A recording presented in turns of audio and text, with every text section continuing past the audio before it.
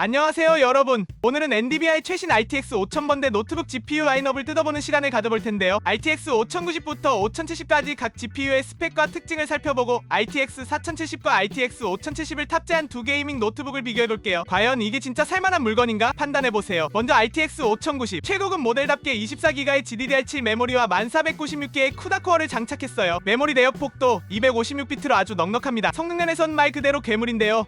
AI 연산 성능도 1824로 업계 최강급입니다. 물론 전력 소모도 만만치 않아요. 95에서 최대 150W를 먹습니다. 그러니까 이런 GPU를 탑재한 노트북은 사실상 데스크톱 대용이라고 봐도 될 것 같아요. 근데 24기가 V램이 너무 과한 거 아냐? 라는 의견도 나오고 있는데요. 실제 게임 벤치마크를 보면 과연 이 V램이 제대로 활용될지 궁금하네요. 다음은 RTX 5080. 솔직히 말해서 이번 라인업에서 조금 실망스러운 친구입니다. CUDA 코어가 7680개로 전 세대 대비 약간 늘었지만 4080과의 차별화가 애매해요. 그래도 메모리가 16기가 GDDR7으로 업그레이드 되었고 전력 효율성 면에서는 개선된 것으로 보입니다. 클럭 조정으로 퍼포먼스를 끌어올릴 수 있을까? 라는 기대감이 있지만 전반적인 업그레이드 폭이 크지 않아 애매한 포지션에 위치해 있어요. 이제 RTX 5070ti로 넘어가 볼까요? 이 녀석이 라인업의 진짜 인기 제품이 될 가능성이 높아 보입니다. CUDA 코어 8개와 12기가 GDDR7분 메모리를 탑재했는데요. 성능은 데스크톱 RTX 4070ti와 비슷한 수준이라는 평가가 나옵니다. 특히 최대 전력 소모가 115W에 불과하다는 점은 노트북 사용자들에게 큰 장점으로 작용할 것 같아요. 가격만 괜찮다면 가성비가 가장 좋을 것이라고 생각되는 제품 마지막으로 RTX 5070입니다. 8기가 GDDR7 메모리와 4608개의 쿠다 코어를 장착했는데요. 해외에서는 여기에 참 불만이 많아 보여요. 2007년에 GTX 1070도 8기가였는데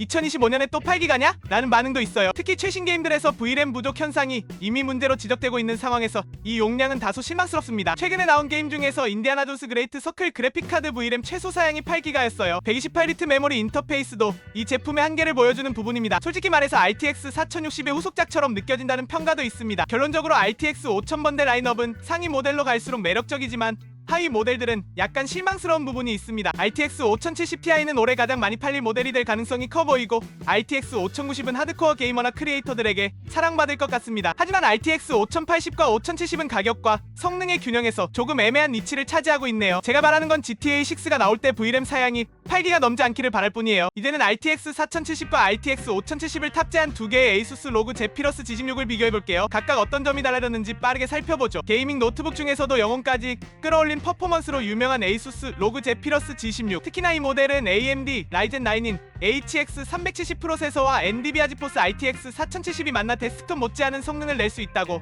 소문이 자자하죠. 그야말로 휴대용 괴물이라 불릴만한데요. 이번 영상에서는 게이밍부터 멀티태스킹, 크리에이티브 작업까지 전방위로 커버해주는 이 녀석을 가감없이 리뷰해보겠습니다. 먼저 디자인부터 살펴볼게요. 이클립스 그레이 컬러로 세련된 느낌을 주면서도 상판에 각인된 로고가 은근히 포인트가 됩니다. 크기도 얇고 무게도 약 1.85kg 정도라 꽤나 휴대하기 좋습니다. 물론 초경량 울트라북처럼 완전 가벼운 편은 아니지만 이 정도 스펙을 담고 있다는 걸 감안하면 납득 가능한 수준이에요. 성능은 말할 것도 없죠. AMD 라이젠 AI9 HX 370 프로세서는 멀티태스킹과 게임 로딩 속도에서 단단한 파워를 보여줍니다. 여기에 엔비디아 지포스 RTX 4070 맵탑 GPU가 탑재되어 최신 3D 게임을 울트라 옵션으로 구동해도 무리가 없습니다. 빠른 움직임이 요구되는 FPS 같은 게임임에서도 쾌적한 프레임을 유지해주니 게임에 푹 빠지게 되죠. 디스플레이 역시 강력합니다. 16인치 2.5K 해상도 240Hz 주사율 최대 500니트 밝기의 DCI P3 100% 색역까지 지원하니 게임과 영상 감상 시 몰입감이 엄청나요. 게다가 팬텀 검증 로그 네뷸라 디스플레이 돌비 비전 HDR까지 적용되어 색감이 아주 화려하고 정확합니다. 메모리는 LPDDR5X 32기가 스토리지. 또한 이 제품은 1테라이지만 향후 확장이 가능하다는 점은 향후 업그레이드 가능성 면에서 긍정적입니다. 포트 부분에선 타입C USB와 USB-A 3.2 등 갖출 건 다 갖춰서 외부 디바이스 연결도 간편합니다. 사운드도 놓칠 수 없죠. 4스피커의 2트위터 구성이며 돌비 애트모스와 AI 노이즈 캔슬링 기술이 적용되어 있어서 사운드가 깔끔하고 입체감 있습니다. 윈도우 헬로를 지원하는 FHD, IR 카메라와 백라이트 치클릭 키보드로 작업 환경도 편안하고 스타일리시합니다. 배터리는 90W 용량으로 급속 충전 시 30분 만에 0에서 50%가 가능하다고 하니 외부에서 급할 때 꽤나 요긴하죠. 정리하자면 AMD와 NVIDIA의 강력한 조합, 빠른 주사율과 선명한 디스플레이 그리고 준수한 휴대성까지 로그 제피러스 G16 RTX 4070은 게이밍을 넘어 영상 편집, 3D 모델링 등 프로그램 업무도 거뜬히 소화하는 올라운더 노트북입니다. 현재 구매 가능한 제품 중에서 올라운더 제품을 찾고 계신다면 이 녀석이 딱이네요. 이번에는 인텔 코어 울트라 9 시리즈 2 프로세서와 RTX 5070을 품은 차세대 버전 로그 제피러스 G16을 만나봅시다. 전작보다 CPU와 GPU가 한 단계 올라갔다고 보시면 되는데 이게 말이 좋아 한 단계지 실제로 체감되는 퍼포먼스는 완전 넘사벽이라더군요. 그럼 바로 살펴보겠습니다. 디자인은 여전히 눈길을 사로잡는 이클립스 그레이 색상과 슬림한 바디가 특징이지만 내부는 확실히 한층 업그레이드 되었습니다. 인텔 코어 울트라 9 시리즈 1을 탑재해 단일 코어 성능은 물론 멀티코어 작업까지 완벽하게 소화해냅니다. 4K 영상 편집이나 무거운 3D 렌더링 작업에서도 일말의 버벅임 없이 굴러간다는 점이 놀랍죠. 이번에 새롭게 투입된 엔비디아 지포스 RTX 5070도 빼놓을 수 없습니다. DLSS4, 레이트레이싱 등 최신 기술이 적용돼 AAA급 게임도 초고해상도 최고 옵션에서 제대로 즐길 수 있습니다. GPU 메모리는 8기가 GDDR7으로 더욱 빨라졌어요. 전작은 VRAM 램이 8기가로 같았지만 GDDR6였 렌더링 속도 역시 이전 세대 대비 크게 향상됐으니 게이머뿐 아니라 크리에이터들에게도 큰 메리트가 될 것 같네요. 디스플레이는 16인치 2.5K OLED 240Hz 주사율이라는 점은 그대로입니다. 전작과 같이 G싱크크와 Wi-Fi 7 지원 같은 차세대 기능까지 거침없이 도입했습니다. 디스플레이는 500니트 밝기로 야외 시인성도 우수하고 100% DCI P3 색역을 뽑아주니 컨텐츠 크리에이션 및 게임에서도 컬러 표현이 끝내줍니다. 메모리는 LPDDR5X 16기가이며 최대 32기가입니다. 스토리지는 1테라라 SSD지만 두 개 슬롯에 2테라씩 꼽으면 최대 4테라까지 확장할 수 있어요. 이것도 전작과 같아요. 포트 구성으로는 에이수스 플래그십 제품답게 HDMI 2.1 썬더볼트 USB-C, USB-A 포트 등등 꼬박꼬박 챙겼고요. 사운드 역시 돌비 애트모스, AI 노이즈 캔슬링, 스마트 앰프 등 다양한 기술들이 적용돼 있어서 여전히 뛰어나고 전면 카메라도 1080p로 선명하게 얼굴을 잡아줍니다. 키보드 맥라이트나 커스터마이징 윈도우, 헬로 인증 같은 편의 기능도 충실하게 들어가 있습니다. 한마디로 RTX 5070 로그 제피러스 G16은 전 세대보다 더 강력해진 퍼포먼스와 차세대 기술들을 집약적으로 담아낸 하이엔드 게이밍 노트북입니다. 앞으로 몇 년간은 업그레이드 걱정 없이 쭉 메인 머신으로 쓰고 싶다 하시는 분들에게 적극 추천하고 싶은 한방이죠. 자, 이제 두 모델을 간단히 비교해볼까요? AMD 라이젠 9 HX 370의 RTX 4070 조합은 이미 강력하다고 알려져 있죠. 게이밍 성능, 멀티태스킹, 크리에이티브 작업까지 무난하게 소화하면서 전력 효율도 좋습니다. 반면에 인텔 코어 울트라 9 시리즈2의 RTX 5070은 CPU와 GPU 모두 한 단계 업그레이드되어 대규모 연산 작업이나 차세대 게임에 더 최적화된 모습을 보여줍니다. 가장 큰 차이는 역시 GPU의 세대 교체에서 비롯된 퍼포먼스 향상입니다. RTX 4070도 분명 훌륭하지만 RTX 5070은 DLSS 4 GDDR7 메모리 등 최신 기술을 통해